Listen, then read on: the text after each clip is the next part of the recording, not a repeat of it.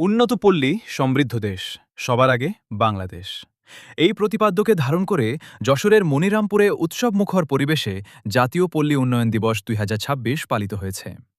সোমবার সকালে উপজেলা প্রশাসন ও বাংলাদেশ পল্লী উন্নয়ন বোর্ড বিআরডিবি মনিরামপুরের যৌথ উদ্যোগে উপজেলা পরিষদ চত্বর থেকে বর্ণাঢ্য র্যালি, আলোচনা সভা, পুরস্কার বিতরণ, ঋণের চেক ও বিভিন্ন প্রজাতির গাছের চারা বিতরণ অনুষ্ঠান করা হয়।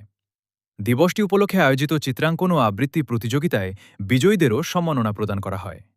মনিরামপুর উপজেলা নির্বাহী কর্মকর্তা ভারপ্রাপ্ত ও সহকারী কমিশনার ভূমি মাহির দায়ান আমিনের সভাপতিত্বে ও বাপন হালদারের সঞ্চালনায় অনুষ্ঠানে প্রধান অতিথি ছিলেন যশোর ৫ মনিরামপুর আসনের সংসদ সদস্য অ্যাডভোকেট গাজী এনামুল হক।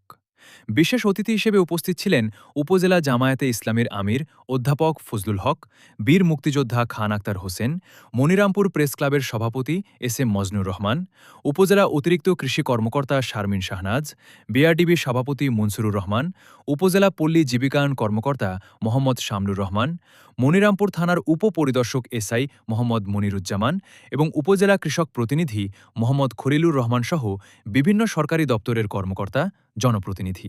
দেশ উন্নয়নে গ্রাম যদি মাথা উঁচু করে দাঁড়াতে পারে, বাংলাদেশ মাথা উঁচু করে দাঁড়াবে।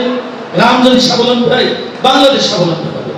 আমরা এই আশাবাদ ব্যক্ত করে যে আপনারা সেই কাজ করবেন, আবার যেন বিআরডিবি জীবন ফিরে পায়।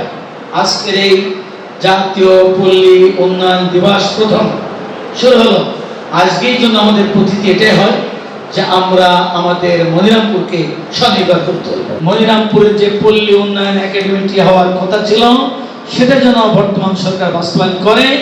আপনারাও দাবি করবেন বাইরে, আমিও দাবি করবো ঘরে। মন্ত্রী মহোদয়দেরকে বলবো সবাই ভালো থাকবে।